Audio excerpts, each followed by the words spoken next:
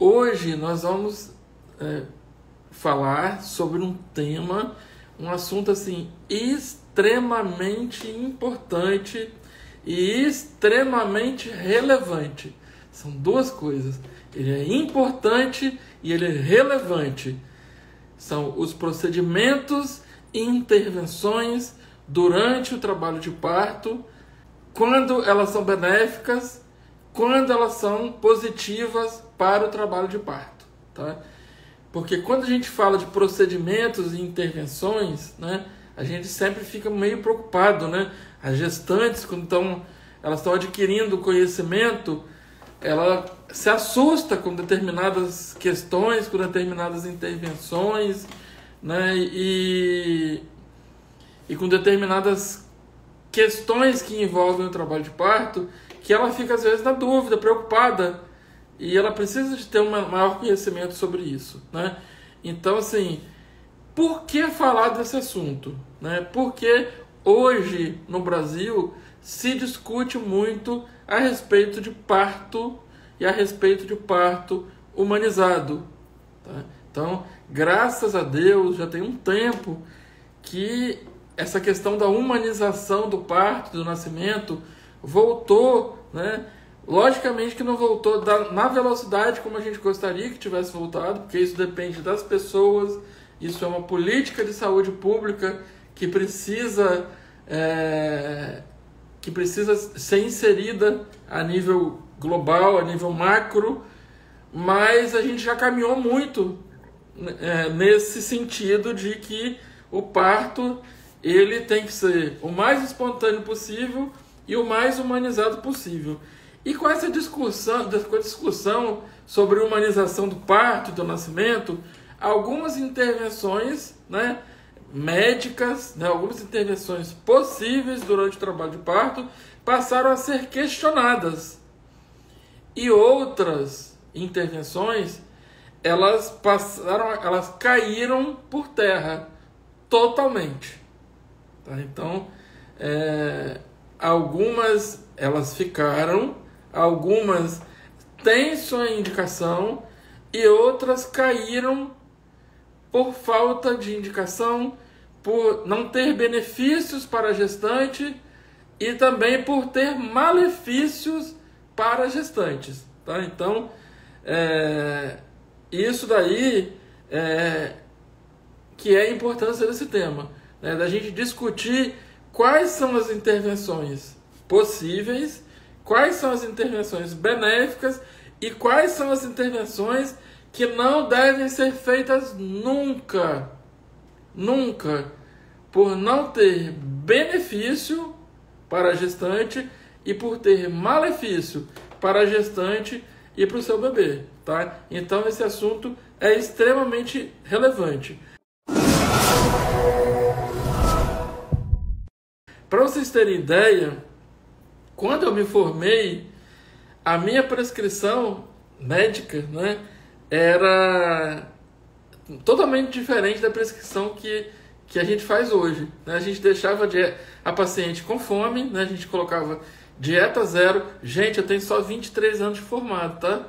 Eu não sou tão velho assim. E a prescrição já mudou 100%. Né? Então, a gente colocava a paciente dieta zero, ou seja, ela não podia comer, independente do tipo de parto.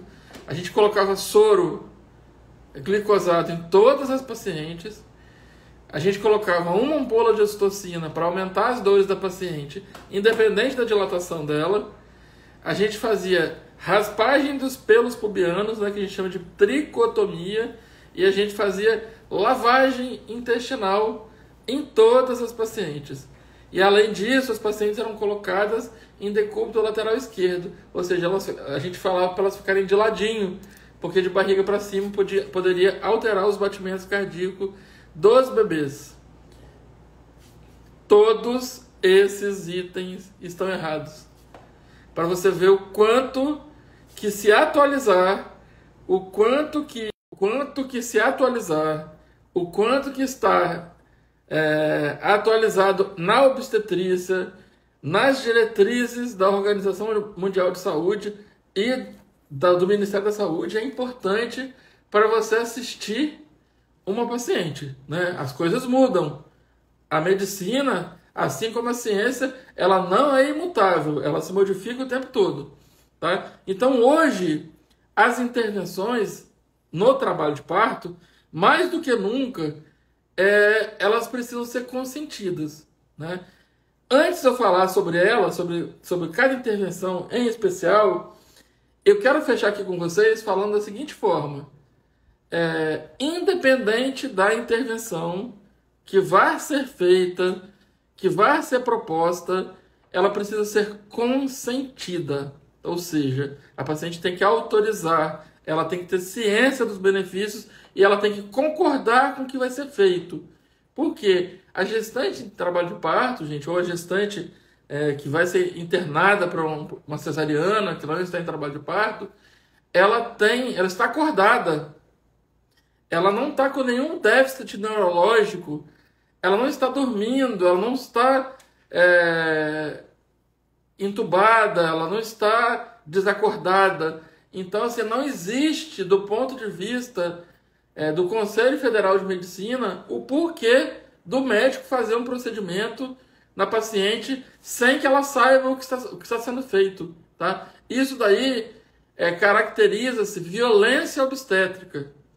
E além de se caracterizar como violência obstétrica, ele é contra a orientação do próprio Conselho Federal de Medicina, em que o Conselho Federal de Medicina informa que os procedimentos precisam ser consentidos, né, e acordados de acordo com o médico e o paciente. Tá? Então, vamos fechar aqui, como por início dessa live, que qualquer procedimento, independente desses que eu vou falar agora, eles precisam ser consentidos e eles têm que ter decididos juntos.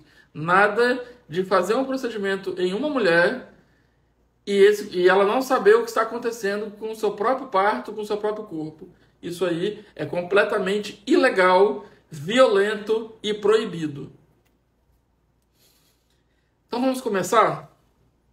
Vocês estão preparados aí para ficar 100% para ouvir o que eu vou falar? Se você não está ainda, pega um papelzinho aí, pega uma canetinha, principalmente você aí que tá gestante, que está estudando, né, que está se atualizando durante o trabalho de parto, pega um papel e uma caneta aí para você escrever, tá? Enquanto eu bebo uma coquinha aqui.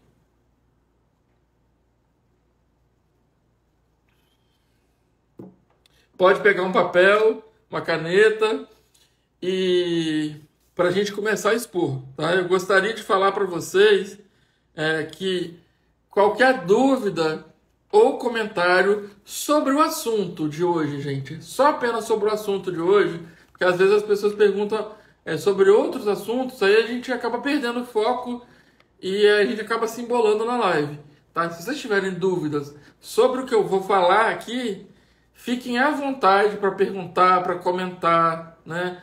Para passar, né, experiências pessoais que a gente comenta e isso aí vai somar na live para ela ficar bem legal, ok? Então vamos lá. Vamos começar com a primeira. Vou falar sobre analgesia de parto. Vocês sabem o que é analgesia de parto?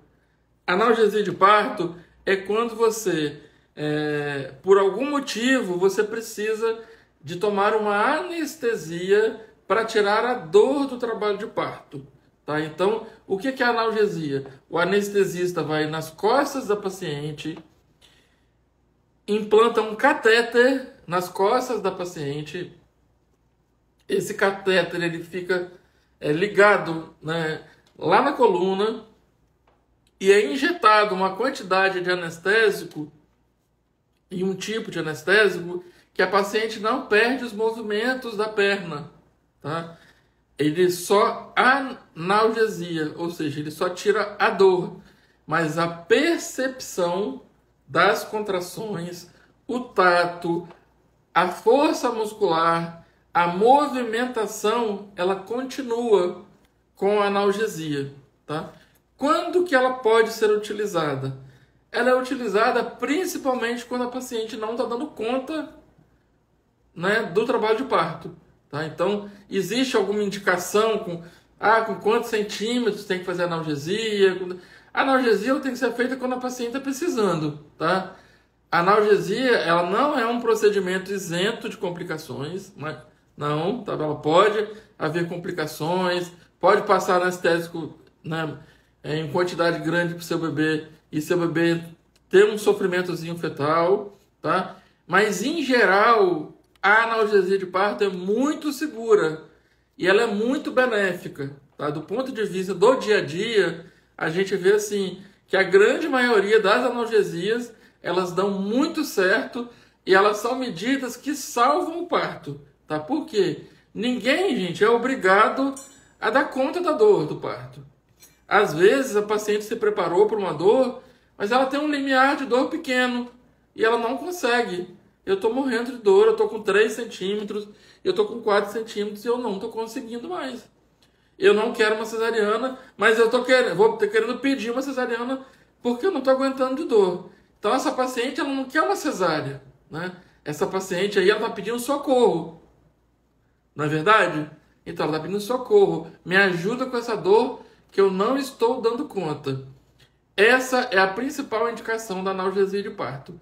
Com a analgesia, a paciente alivia a intensidade das contrações, enquanto o trabalho de parto segue, tá? O trabalho de parto ele não para.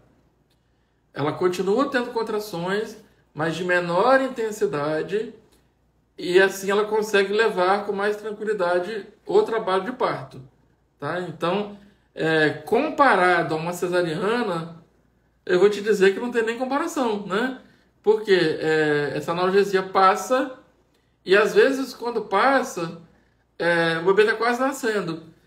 Existem alguns trabalhos de parto, gente, que são muito arrastados, muito cansativos, né? Em que a paciente ela fica mais cansada até do que com dor. A analgesia ela também é bem indicada nesses casos, porque né, na analgesia a paciente consegue descansar, ela consegue dar uma dormida, né? Uma descansada, porque as contrações ela não vai sentir mais por um tempo, então ela consegue dar aquela refrescada para ela dar aquela descansada e acordar bem disposta e o trabalho de parto engrenar, tá? Então, assim, é importantíssimo saber que a analgesia de parto, ela tem suas indicações, ela não é oferecida para 100% das pacientes, porque a gente não oferece mesmo, tá? A gente tem que esperar que a paciente peça. Por quê? Se a gente ficar oferecendo muita coisa para uma paciente que está com dor, ela tem uma tendência a aceitar tudo, tá? Então a gente espera que ela peça, que ela solicite para então fazer, tá? Então a analgesia de parto, ela é uma indicação, ela é uma intervenção, ela é uma intervenção excelente quando bem indicada, quando a paciente, né, está necessitando para alívio da dor. Ela é muito melhor do que uma cesariana, então toda vez que for solicitado, a paciente ela tem direito à analgesia de parto. Infelizmente, gente, a nível de convênios a gente consegue, né, que as pacientes tenham analgesia de parto, mas no SUS a maioria dos hospitais ainda não tem, tá? Existem hospitais, maternidades do SUS que tem, mas tem maternidades do SUS que não tem trabalho de parto. E isso aí é bem complicado, porque isso aí seria um direito da paciente, né, de ter analgesia. Mas, infelizmente, como eu disse para vocês, já em outras lives, em outras oportunidades, a gente ainda no Brasil está longe de ter a assistência obstétrica que as mulheres daqui, né, necessitam e que merecem. Então, infelizmente, a grande maioria das maternidades públicas ainda não tem analgesia de parto, mas ela é uma intervenção muito importante.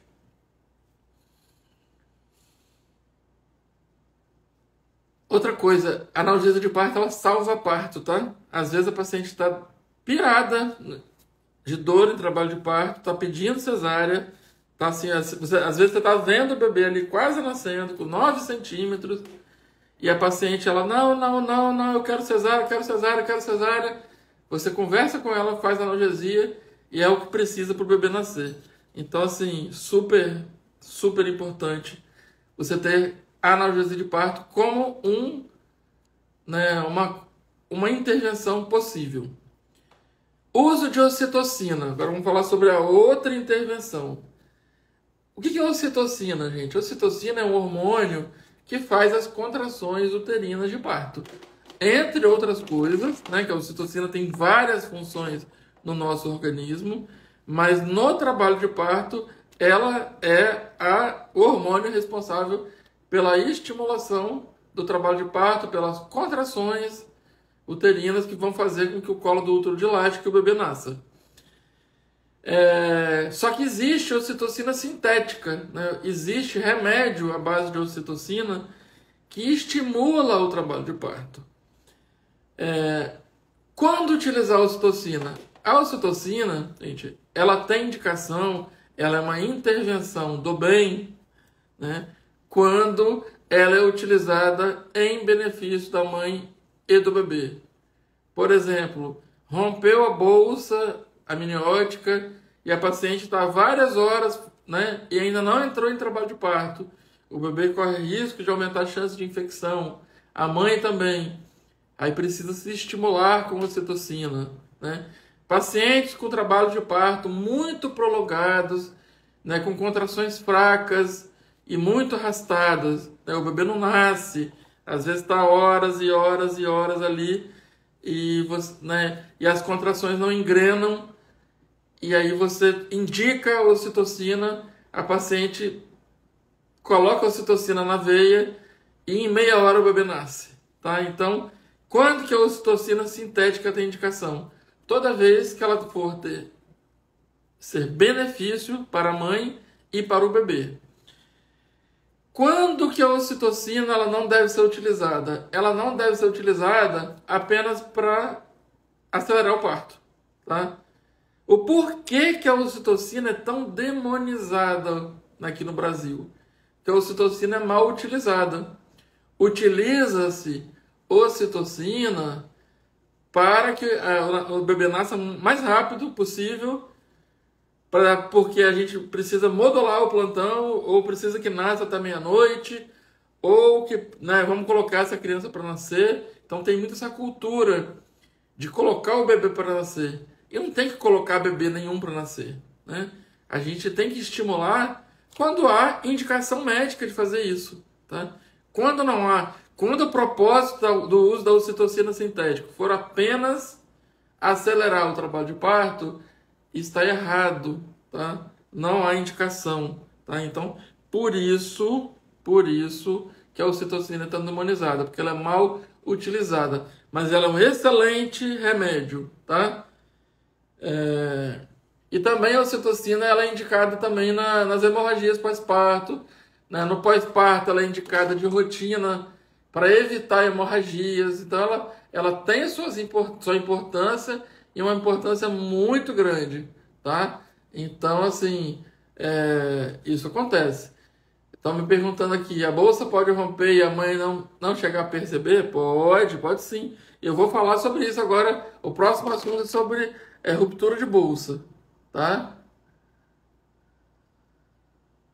Pois é, cheguei na sala de parto com 9 centímetros e a enfermeira ainda veio colocar o sorinho na veia sem necessidade. É o que mais acontece, tá? É o que mais acontece. Tá quase nascendo? Vamos colocar para nascer logo, tá? Então, assim, tá errado, tá? Tem que ser dividido com você. Você não é obrigado a aceitar, tá? Sem que o médico converse com você para justificar o porquê que vai utilizar para aumentar ainda mais as contrações que você já está sentindo. Se você estiver em trabalho de parto com contrações fisiológicas, não tem indicação nenhuma de uso de ocitocina, tá? Então, por isso que a ocitocina é tão demonizada. Porque quando o trabalho de parto já está engrenado e você usa a ocitocina sintética, a dor é fora do normal. Lógico, você vai aumentar a dor numa quantidade acima do que o corpo é capaz de suportar. Então, assim, nesse caso não tem indicação, tá? Então, isso é muito ruim, tá bom? Vamos lá, vamos falar sobre o terceiro tópico. O terceiro tópico, gente, de hoje chama amniotomia. O que é amniotomia?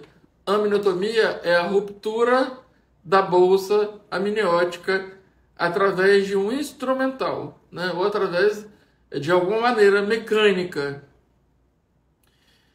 A amniotomia, gente, que é a ruptura artificial da bolsa, ela já foi muito utilizada, tá?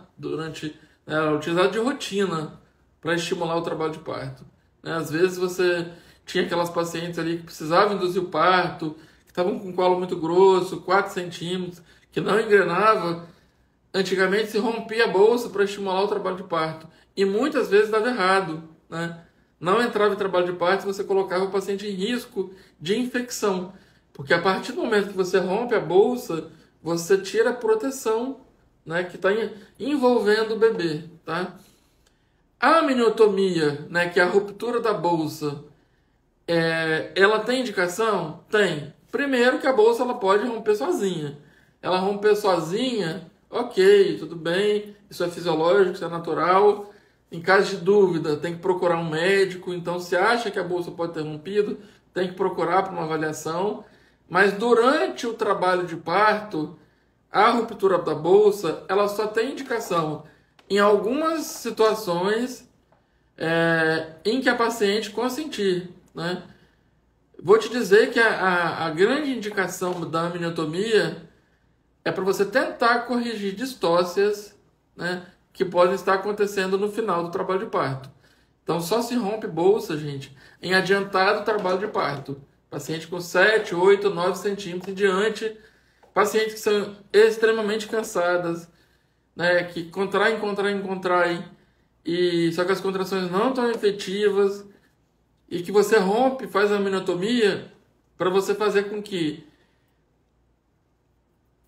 aumente a quantidade de prostaglandinas, porque a bolsa amniótica é rica em prostaglandina, que estimula a contração e faz com que a cabeça do neném ela fique mais próxima do colo do útero e ela facilite a dilatação, o término da dilatação do colo do útero, tá? Mas as indicações da amniotomia, gente, não é para todo mundo, tá? Para o parto que está fluindo de maneira fisiológica, não tem indicação nenhuma. E você tem que ter consciência de que você tem que romper essa bolsa pro parto ocorrer. Porque se o parto não ocorrer, pode acontecer de você fazer uma intervenção errada, né? Uma intervenção que não teve necessidade de ser feita e que vai expor a paciente à infecção, tanto a paciente como o seu bebê, tá? Então a ruptura artificial das membranas amnióticas, elas têm indicação no final do trabalho de parto, em adiantado trabalho de parto, com dilatação grande, né? 7, 8, 9 centímetros, com o bebê baixo, e o intuito é que o bebê nasça, tá? Não é para ficar horas e horas e horas em trabalho de parto com a bolsa rompida artificialmente. Isso não é legal. Ok? Vácuo extrator. Vácuo extrator foi até o que eu coloquei ontem, até uma figura no Stories para chamar a atenção de vocês para a live. Tá? O vácuo extrator, gente, é um negócio que meio que assusta, né? Mas o vácuo extrator ele vem sendo o substituto do fórceps, que é um instrumental de ferro, né, que é introduzido na região vaginal da mulher para retirar o bebê, aquele bebê que era retirado a ferro. Hoje se utiliza o vácuo extrator, né? O vácuo extrator ele é uma ventosazinha, né, que acopla, uma ventosa desse tamanho assim, ó, que ele acopla numa partezinha da cabeça do bebê. E durante a contração, o médico faz uma leve tração junto com a contração para facilitar a descida do bebê, tá? Embora as fotos sejam assustadoras, é um procedimento muito seguro, né? Tem que ser feito por parteiro, por médico parteiro, habituado a utilizar. Não adianta colocar na mão de uma pessoa com pouca experiência, porque pode dar ruim, né? O vácuo extrator não é isento de complicações, ele vai na cabeça da criança, né? Então ele pode acoplar de maneira errada, ele pode fazer uma tração de forma errada e o bebê pode ter complicações cerebrais por causa disso, tá? Então o vácuo extrator ele tem que ser utilizado, mas por quem sabe utilizar, tá? E ele também tem indicações restritas. Você não vai usar o vaco extrator para todas as pacientes que estão em trabalho de parto, no período expulsivo, que está cansada, porque já está dando meia-noite, já deu 2 horas da manhã, o neném não nasceu. Não, não, não. Tá? Primeiro que parteiro não tem que ter hora. Né? Pessoa que se dispõe a acompanhar o parto de um paciente, ele tem que ter pressa para chegar, para o neném não nascer. Mas não tem que ter pressa para sair. Tá? Então, assim, não tem um limite de horas. O limite de horas para o médico e a equipe ficar é o limite de horas que a paciente necessitar. Tá? Então, nada de acelerar o trabalho de parto. Isso serve para todos os profissionais, tá? Para doula, para enfermeiro obstetra, para médico. Tá? Quando que é utilizado o vaco extrator? Toda vez que o bebê tiver indícios de sofrimento fetal. Ou seja, às vezes no finalzinho do trabalho de parto, o bebê ali quase coroado e o bebê tem alguma alteração do batimento cardíaco e você vê, identifica que ele entrou em sofrimento e que você precisa acelerar o parto por causa disso. Essa é a grande indicação do vaco extrator. Ou seja, é para acelerar o período expulsivo porque o bebê, por algum motivo, entrou em sofrimento. Tá? Ou seja, se utiliza muito pouco o vaco extrator. Eu vou te falar, gente, que assim, esse ano, nós estamos em junho, eu usei uma vez o vaco extrator. O ano passado, acho que eu devo ter usado uma vez também o vaco extrator. Então a utilização é pequena, tá? Não se utiliza muito o vaco extrator. Só se utiliza o vaco extrator em caso de necessidade extrema, tá? O vaco extrator é uma medida salvadora, tá? É para salvar vidas. Se não for para salvar a vida do bebê, não tem que utilizar o vaco extrator. Repetindo, não tem que ter pressa. Parteiro tem que ter pressa para chegar, para o bebê não nascer, mas não tem que ter pressa para ir embora, tá? Então não precisa de usar o vaco extrator para acelerar o parto, não, ok? Só quando o bebê está em sofrimento. Essa é a grande indicação, tá? E quem utiliza, né? Quem não sabe utilizar o vaco extrator ou não tem experiência, tem que passar para quem tem, tá? Porque o vaco extrator tem que estar na mão de profissionais treinados, tá? Profissional que não sabe locar o vaco extrator, ele não tem que utilizar, tá? Ok? Então, assim, uma coisa importantíssima, né? Saber sobre a destreza técnica na utilização de vaco extrator para questões de emergência. Não se permite, gente, que alguém dê plantão de obstetrícia e não saiba alocar um vaco extrator. Ou não deveríamos, mas existe. Então, que essa pessoa ela tenha pelo menos o discernimento de falar assim, olha, eu não sei, entrega para o colega fazer. Quinto assunto do dia hoje, manobra de Christeller.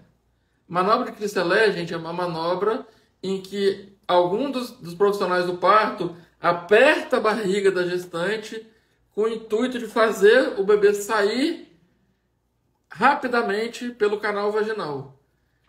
O Christeller, ele tem o intuito de acelerar o parto, às vezes por algum sofrimento fetal, ou às vezes mesmo porque acha que tem que nascer logo, que está demorando muito. Essa manobra, gente, ela foi muito utilizada na obstetrícia. Mas hoje ela não tem nenhuma utilização, tá?